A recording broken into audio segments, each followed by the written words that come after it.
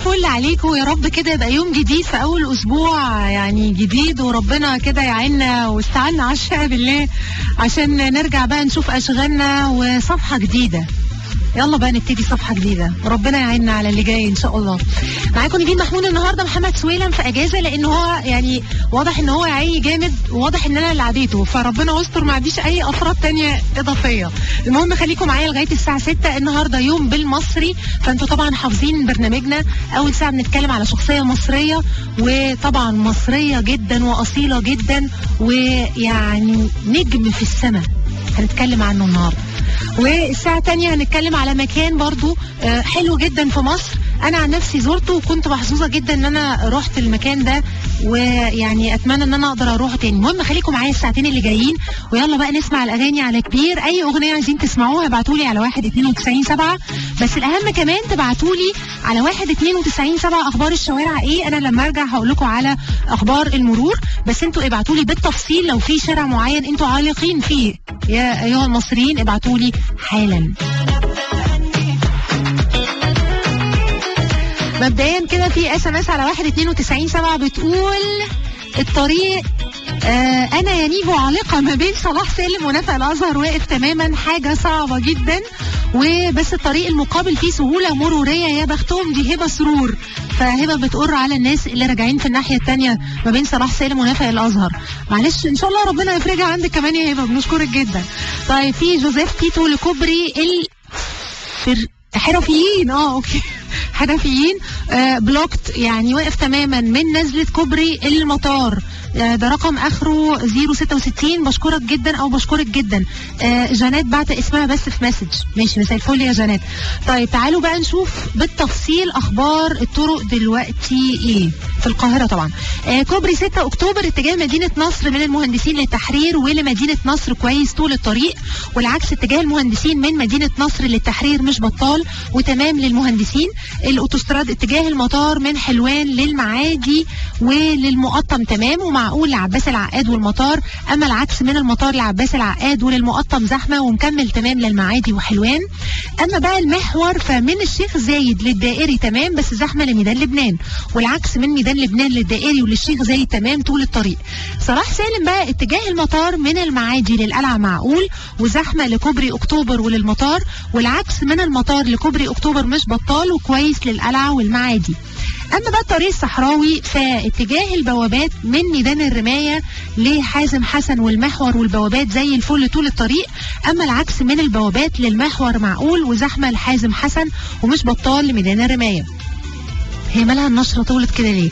طيب كورنيش النيل من ابراج النيل لوسط البلد معقول رايح جاي، ومن وسط البلد للدائري مش بطال رايح وجاي زحمه، من الدائري للمعادي كويس رايح وجاي معقول، من المعادي لحلوان تمام رايح جاي، اما بقى الدائري من نفق السلام للزراعي مش بطال، ومن طريق السويس للتجمع معقول. غير كده الدائري تمام جدا على غير العاده في الوقت ده.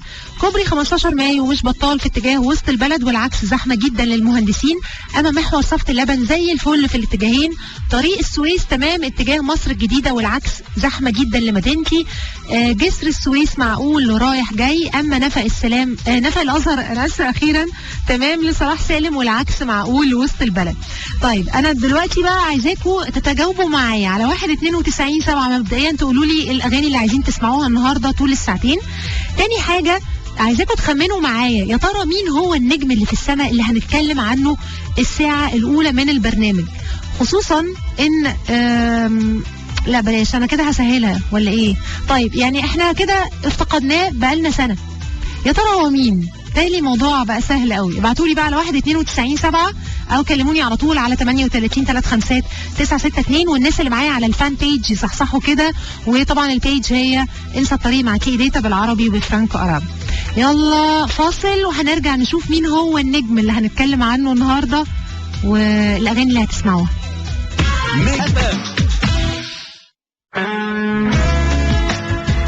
علاء الزواوي، اموت واعرف انت بتخمن ازاي كل يوم حد الشخصية اللي هنتكلم عليها كل مرة مظبوط بدون اي تخمين خاطئ. يعني انت بهرتني، انا كنيفين منبهرة. طيب في كمان هبه سرور بتقول عمرو دياب. هنتكلم على عمرو دياب. لا يا هبه مش عمرو دياب، بس عمرو دياب اللي هنسمعه دلوقتي وانا مش اناني، هنسمعه على ميجا اف ام، واهداء خاص لمستمع البرنامج حسام حبيب، بس مش المغني، حسام حبيب الصديق. اسمعها.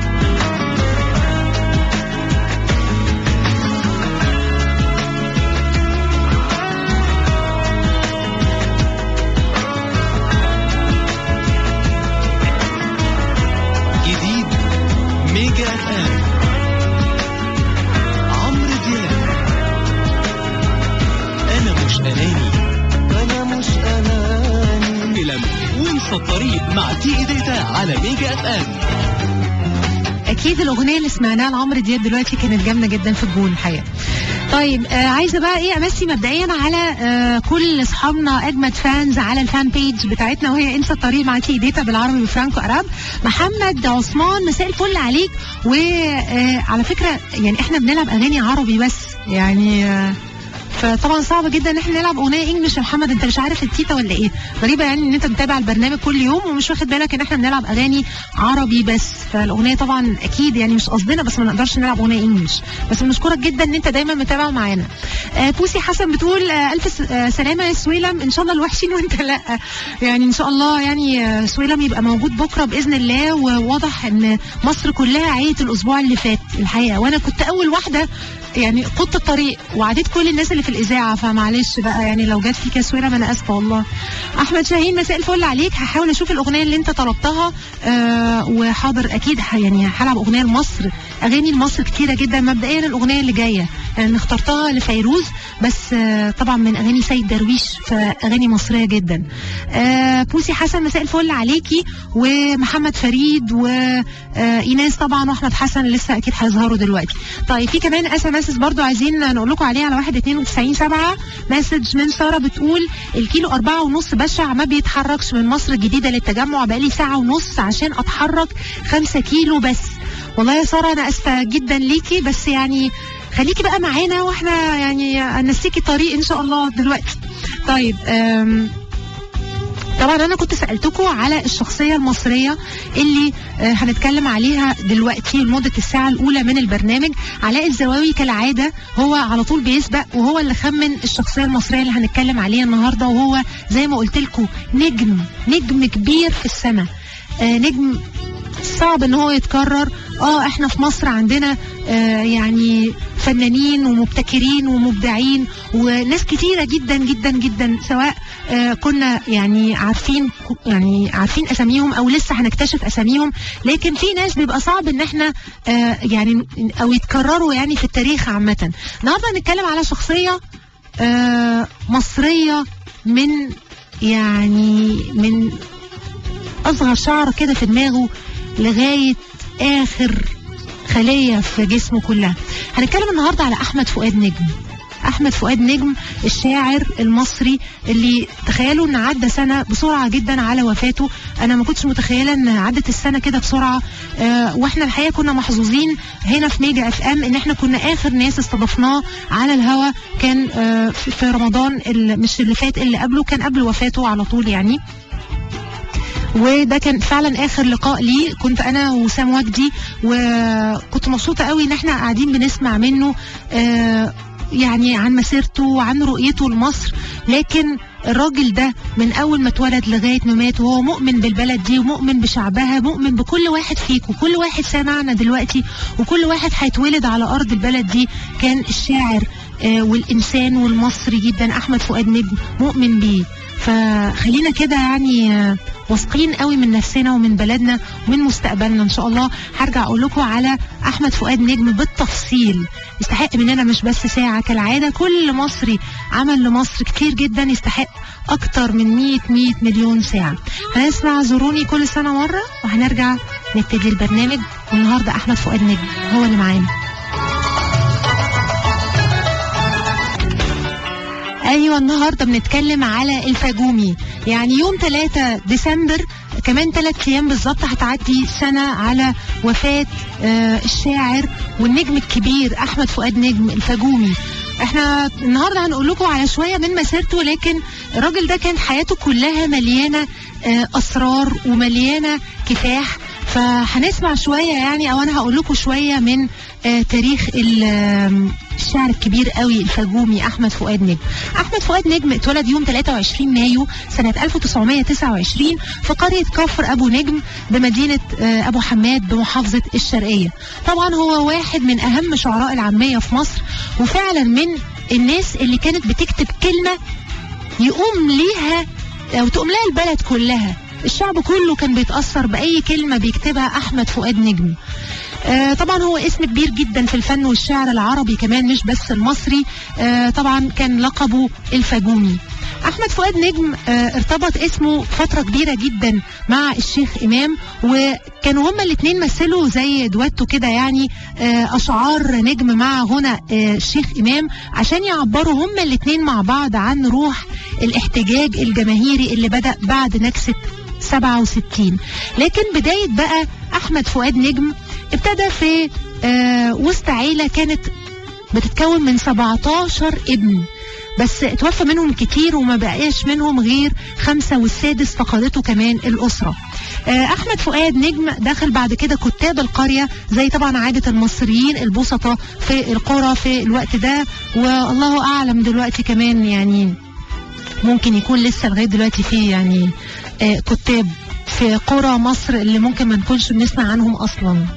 ادت وفاة والده انه يروح يعيش مع خاله في بيته في الزقازيق، والتحق بعد كده بملجأ ايتام سنة 1936، وهناك قابل فيه اليتيم بس اللي كانت مصر كلها اهله، يعني عبد الحليم حافظ. قابل فيه عبد الحليم حافظ في الملجأ ده علشان بعد كده يخرج من الملجأ ده سنة 45 وعمره 17 سنة، ورجع بعد كده لقريته. وابتدى من هنا بقى ان هو يشترك مع المصريين اللي كانوا بينزلوا بالألوف في المظاهرات، واللي اجتاحت مصر سنة 46 وشكلوا ساعتها اللجنة الوطنية العليا للطلبة والعمال. هنعرف اكتر عن نجم اتأثر بمين وكان بيقرا مين وكان ايه اهدافه ومسيرته كلها عمل فيها ايه. بس تعالوا نسمع اغنية لأنغام. واحمد فؤاد نجم الله يرحمه كان برضو بيموت في أنغام، يعني انا فاكرة كويس قوي ان ساعتها كنت بسأله انا وسام عايز تسمع مين، فقال لي اول اسم كان أنغام. نسمع اغنية لأنغام، وبما ان بقى اصحابنا كلهم سامعيننا فبرضو احمد عثمان برضو ممكن يسمع معانا الاغنيه دي. يلا اللي عايز يسمع اغنيه يبعت لي على 192.7 او يكتب لي على البيج انسى الطريق مع تي داتا بالعربي بفرانكو عرب. تي داتا مع نيفين محمود ومحمد سويلم على ميجا اف ام.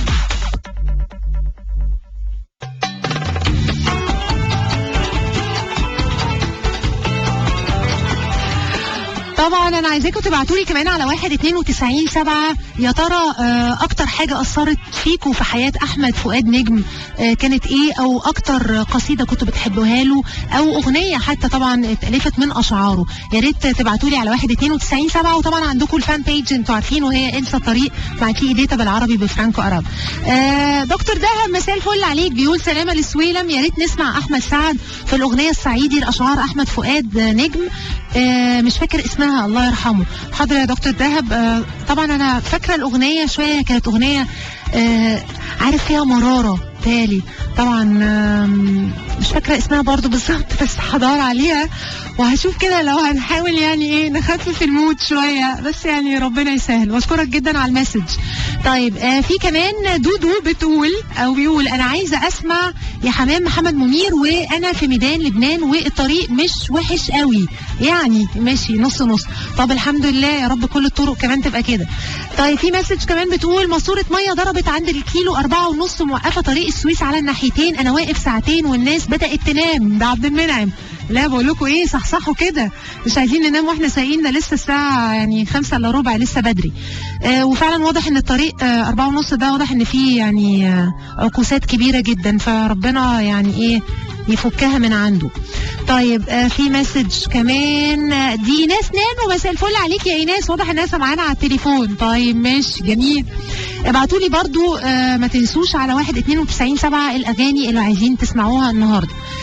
طيب نرجع بقى للفجومي لأحمد فؤاد نجم. كل ما الواحد يدور في حياته يلاقي ان هو الراجل ده شيء جامد جدا، اشتغل في كل حاجة وفي اي حاجة، وما قالش على حاجة لا خالص، وما قالش لمصر يعني حتى لما مصر قالت له اسكت، يعني مش طبعا مصر، طبعا احنا بنتكلم على أنظمة، البلد دي عمرها ما خرست حد من ولادها اللي بيحبوها، لكن ممكن يكون في بعض من الأنظمة كانت عايزة تسكت الأصوات علشان ما تعلاش الأصوات مع بعض، وهو ده اللي كان حاصل في وقت من الأوقات في مسيرة طبعا أحمد فؤاد نجم. في الفترة من 51 لغاية سنة 1956 أحمد فؤاد نجم اشتغل في السكة الحديد. وبعد معركة السويس قررت الحكومة المصرية ان هي تستولي على القاعدة البريطانية الموجودة في منطقة القنال وعلى كل ممتلكات الجيش هناك. وكانت بقى الورش بتاعت الوابور بقى في الزقازيق ساعتها هي عندها او عليها الدور الاساسي، لان طبعا القطورات في الاسماعيلية والسويس وبورسعيد اتضربت كلها في العدوان، فهنا لقى ان هو ليه أهمية كبيرة جدا حتى ولو كان عامل في السكة الحديد. وفي وزارة الشؤون الاجتماعية عمل هناك طواف، يعني كان بيوزع البوسطة على العزب والقرى، وكان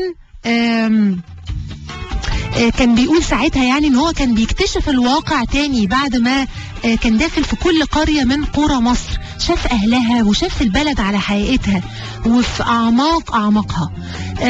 ساعتها بيقول ان هو حس ان هو رغم ان هو فلاح واشتغل بالفاس لمدة 8 سنين الا ان حجم القهر اللي كان على الفلاحين كان غير محتمل، وكان بيلاقي في الواقع المصري يعني هي الكلام بتاعه اللي بيستخدمه في الشعر، ما كانش بيكتب حاجة بره اللي كان بيقوله المواطن المصري في أي مكان شغل، سواء كان في أرض ولا في محطة قطر ولا في بوسطة ولا في أي حتة بسيطة فيك يا مصر.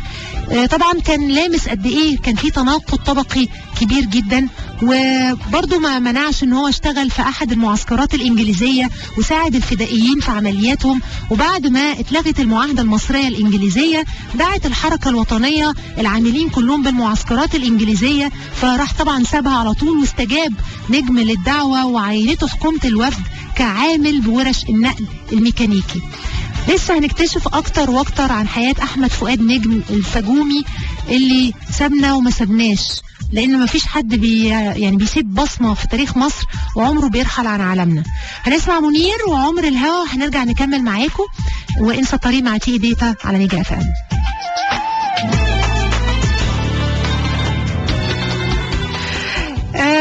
علاء الزواوي بقى بيقول مفيش اغنيه عشان عرفت النجم، عايز اغنيه على ذوقك، انت تأمرنا يا باشا. يعني علاء الزواوي يا سلام، ده انت كل يوم حد متألق، كل يوم بتعرف النجم اللي هنتكلم عليه. وطبعا النهارده نجم النجوم، النهارده بنتكلم على احمد فؤاد نجم الله يرحمه. يوم 3 ديسمبر ان شاء الله هتكون الذكرى او ذكرى وفاته، فربنا يرحمه يا رب. ويعني دايما كده يبقى عندنا رموز في كل المجالات دايما نفتكرها بأعمالها، مش بس أعمالها الفنية، أعمالها الوطنية. يعني طبعا أكيد الفنانين أكيد ليهم عامل كبير قوي في إنهم يبسطونا ويساعدونا ويعبروا عننا، لكن كمان اللي بيأثر أكتر هو إن دايما المصري يبقى مؤمن بينا، مؤمن دايما بيبقى عندنا قضايا. يعني مش لازم يبقى عندنا نظام مثلا يعني متكبر مثلا علشان يبقى عندنا قضية، لا احنا كل يوم في بلدنا عندنا قضية، كل يوم بيبقى نفسنا ان احنا نصلح من البلد دي. وطبعا الموضوع اكيد بيبقى احسن لما بيكون كلنا متعاونين مع بعض، كلنا مؤمنين بنفس القضية، ويبقى اقوى بقى لما كمان الفنانين بيشعلوا الحماسة كده.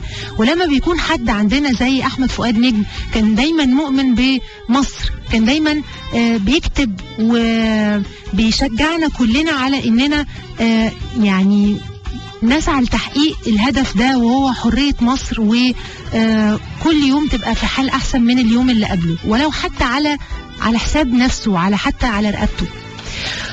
طيب خلينا بقى نكمل مسيرة احمد فؤاد نجم. احمد احمد فؤاد نجم كمان اشترك في مسابقه الكتاب الاول اللي نظمها المجلس الاعلى لرعايه الاداب والفنون، وفاز بالجائزه، وبعدها اصدر الديوان الاول ليه من شعر العاميه المصريه، وكان تحت عنوان صور من الحياه والسجن.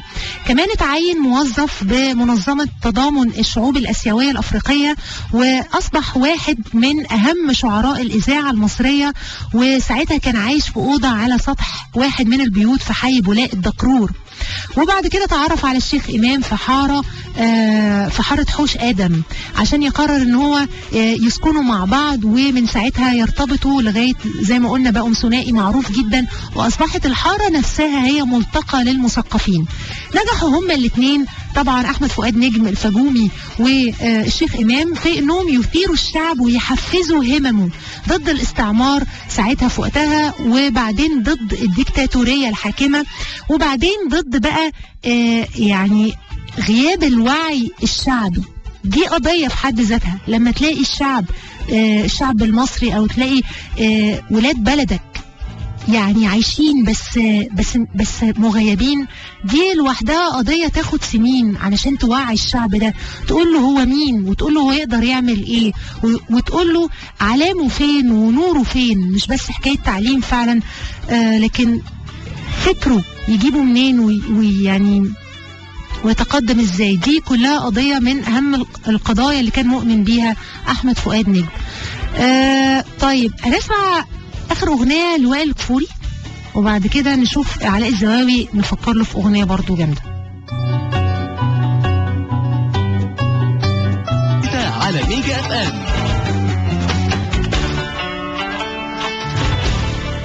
قد ايه شعره جميل، وقد ايه قريب، يعني تحس ان كلامه كده هو اللي بيعبر عنك بالظبط. والمعجزة بقى اللي احمد فؤاد نجم دايما بيعملها في اشعاره، ان انت في اي وقت تسمع اشعاره، يعني بتسمع قصايده، تحس ان هو بيتكلم عني دلوقتي برضه يعني الله يرحمه.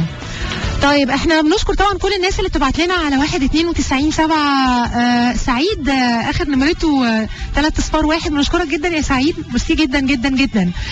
في كمان انجي بتقول كوبري الجامعه بشع، مش عارفه اروح الدقي. وليه تروحي الدقي يا انجي؟ خليكي في المنيل احسن.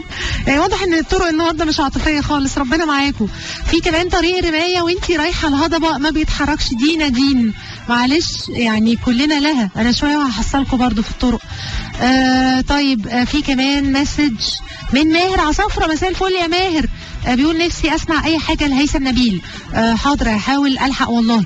في كمان محمد السويسي، واضح ان هو من العالقين في الطرق برضو، معلش ربنا معاكم.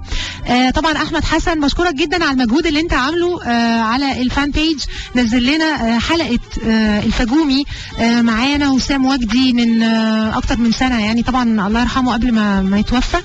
كانت حلقه من الحلقات اللي انا عن نفسي هفضل افتكرها دايما، لانه ان الواحد يقابل حد عظيم زيه كده، وحد مكافح بدون ما كان بينتظر اي حاجه، يعني هو كل اللي كان بينتظره هو السجن الحقيقه، يعني طبعا في الوقت بتاع النضال يعني. لكن ده كان شرف لينا يعني ان هو يكون موجود معانا في الاذاعه اكيد، وانا بالنسبه لي ده شرف كبير جدا ليا. الله يرحمه. طيب نرجع نكمل برضو احمد فؤاد نجم. كان رايه ايه في الشعر العامي؟ احمد فؤاد نجم كان بيقول يعني ان العاميه هي اهم شعر عند المصريين، لانهم شعب متكلم فصيح، والعاميه المصريه اكبر بكتير من انها تكون لهجه، واكبر بكتير من انها تكون لغه.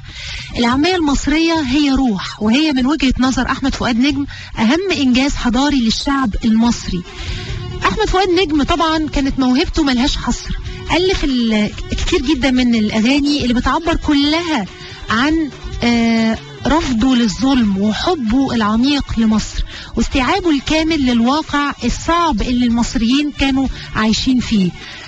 طبعا كتير جدا غنوا له، منهم سوريين، او في موسيقي سوري بشار زرقان، هو واحد من الناس برضو اللي غنوا له، كانت بتربطه بيه علاقة عمل استمرت سنين، وسجلوا مع بعض ألبوم اسمه على البال.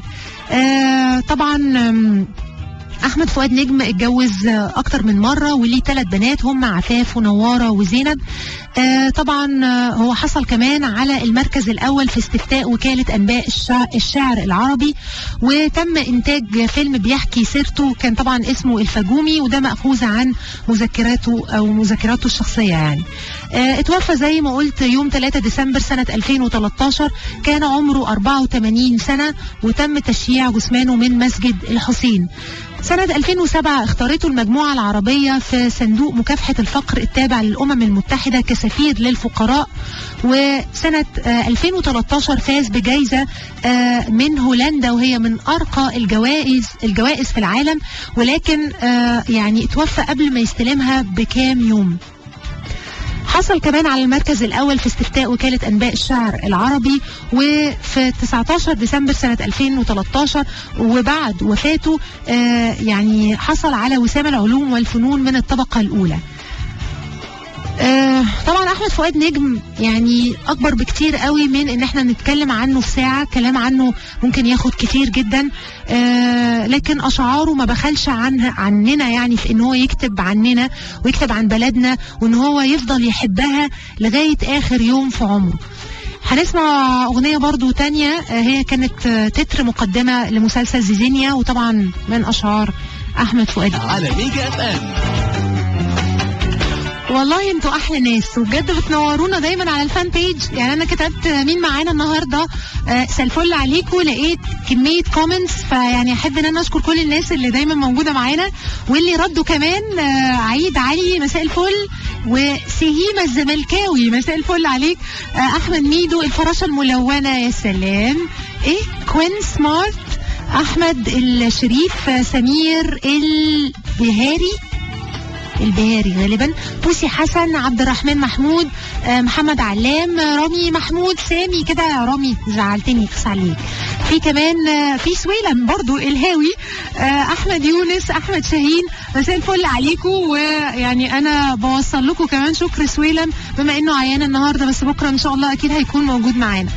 طيب نرجع بقى للساعة الثانية. الساعة الثانية في برنامجنا بنتكلم على المكان ده فعلا من احلى الاماكن اللي موجودة في مصر، مش احلاهم على الاطلاق لكن من احلاهم. انا زرت المحافظة اللي هنتكلم عليها النهاردة. احنا النهاردة هنتكلم على المنيا مبدئيا كده، بس مش هقول لكم حذروا فزروا لان خلاص قلت لكم هنتكلم على ايه، لكن انا عايزاكم بقى تخمنوا يا ترى المنيا اسمها المنيا ليه؟ يعني ايه كلمة المنيا؟ فحاولوا كده تفكروا وشغلوا جوجل او شغلوا الفهلوة بتاعت المصريين دي وابعتوا لي على 19297 المنيا يعني ايه او ليه اتسمت بالاسم ده. طبعا المنيا هي واحدة من اهم محافظات صعيد مصر، طبعا هي اسمها عروس الصعيد كمان، وهي بصراحة هي عروسة محافظة من المحافظات الجميلة اللي في مصر، اللي تروح هناك تشوف النيل على اصله، يعني بجماله بسلطاته بابا غنوجه. يعني لا هناك النيل في المنيا رائع. الكورنيش هناك يعني اللهم لا حسد ولا حاجة، بس الكورنيش هناك محترم يعني حاجة كبيرة كده، والنيل لونه رهيب وحاجة منتهى الرومانسية. يعني هتعيش في جو حتى لو انت مش عايش في اي جو، بس فعلا النيل هناك رائع.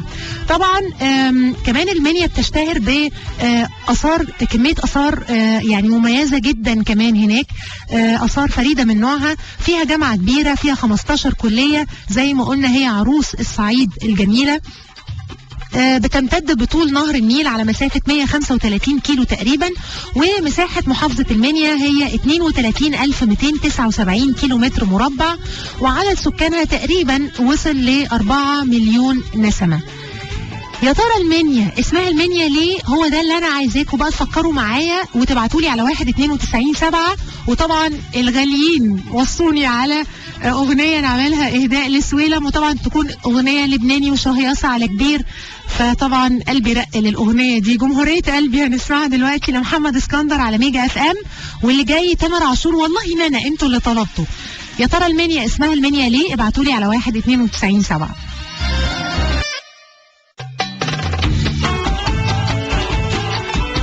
بالمصري مع نبيل محمود ومحمد سويلم، وانسى الطريق مع تي داتا على ميجا اف ام.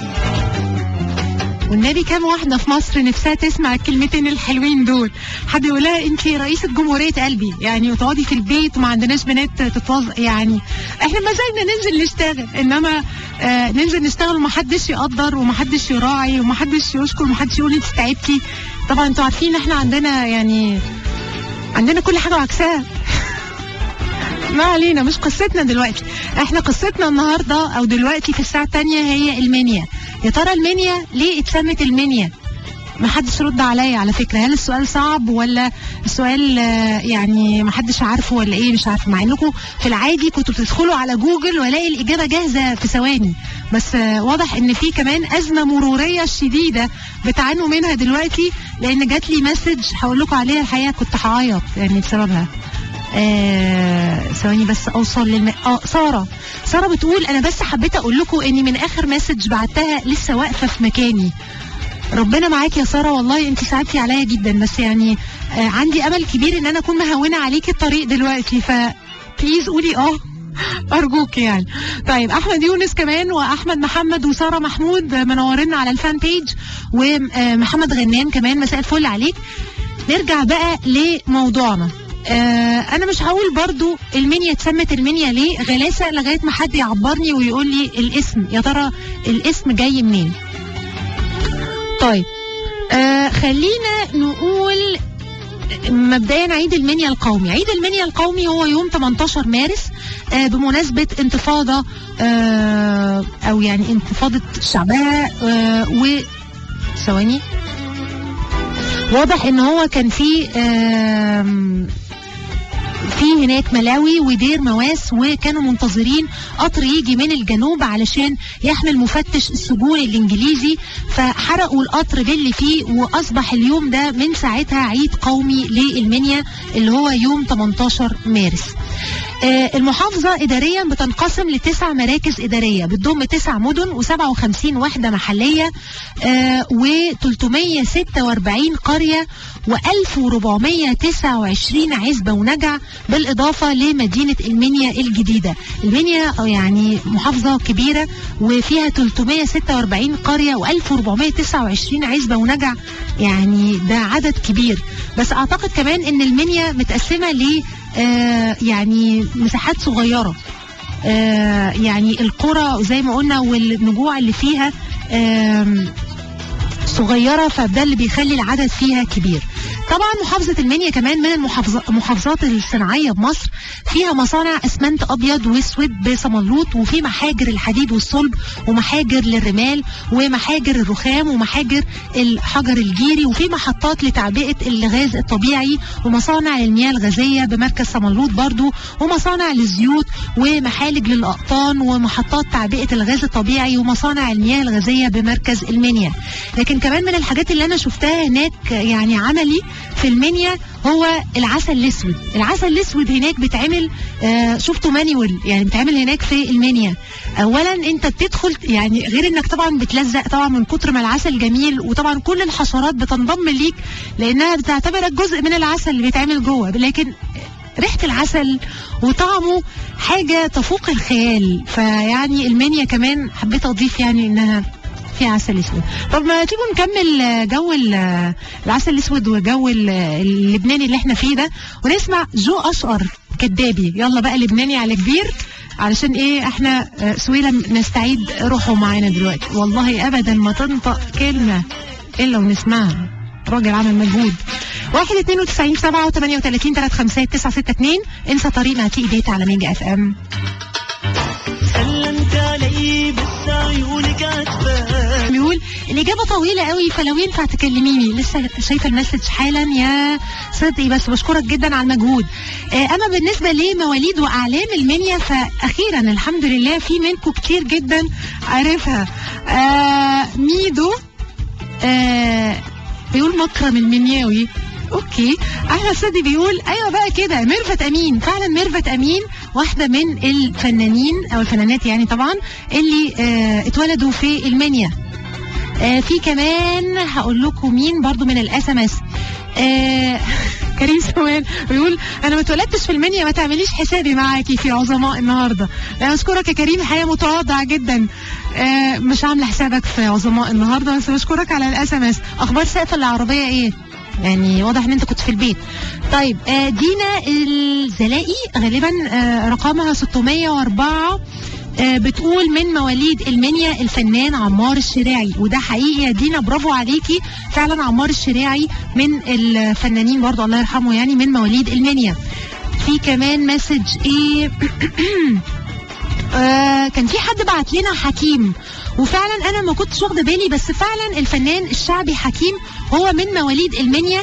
اللي انا كنت هقول لكم عليه هو الفنان الشعبي الاكبر بقى احمد عدوية، هو برضو من مواليد المنيا. ده غير الأديب المصري الكبير طه حسين برضو من مواليد المنيا. فالحقيقة يعني كل محافظة فيك يا مصر طلعت يعني ناس عظماء في مجالات مختلفة، بس اللي يدور واللي يعني كده يهتم.